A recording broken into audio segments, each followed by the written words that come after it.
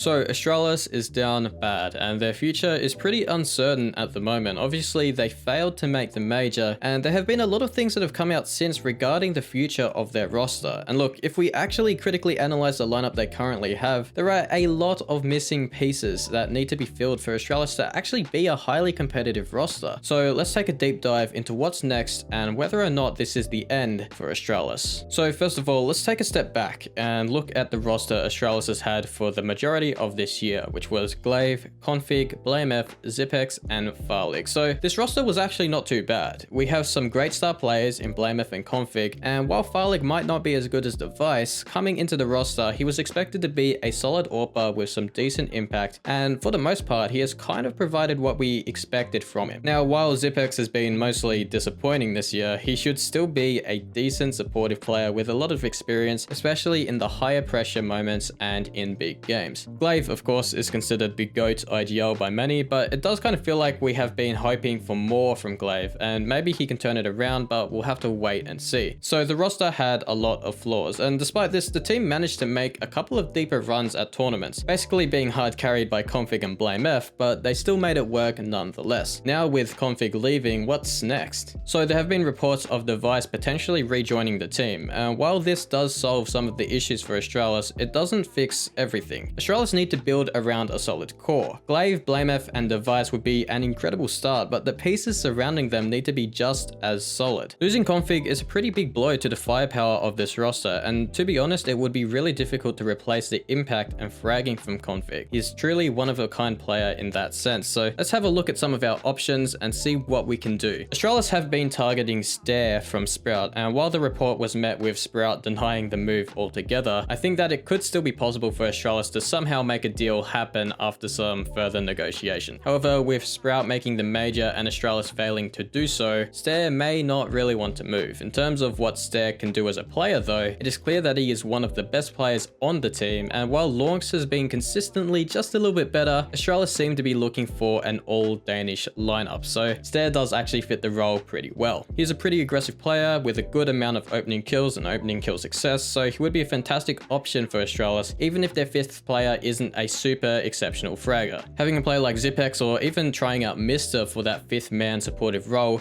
could work out with a very solid entry player like Staehr. Another option that is also a lot less likely is RoeJ from Fnatic. So RoeJ is still an incredible player and is shown to be only getting better on Fnatic. He has super good fragging and is actually the highest rated player for Fnatic over the past 3 months. We all know how RoeJ loves to be aggressive, and for me it would be the #1 option for Astralis. Now considering that RoeJ is signed to Fnatic, who also made the major, and on top of that is a bigger org than Sprout, it would be an incredibly tough sell to get RoeJ, who is likely to have a pretty substantial buyout and may not even want to leave Fnatic considering their recent success. So the two best options for Astralis in terms of a rifle player are very unlikely to join considering their circumstances, and their lineup is kind of in shambles at the moment. So what can Astralis actually do here? Realistically, if Device ends up joining Astralis, we will likely end up with a roster that looks kind of like this. So we'd have Glaive as the IGL, of course, BlameF as the Lurk, Device as the star AWP, Zipex as a support player, and either Farlig or Mr. as a fifth player, who would be kind of like an entry fragger.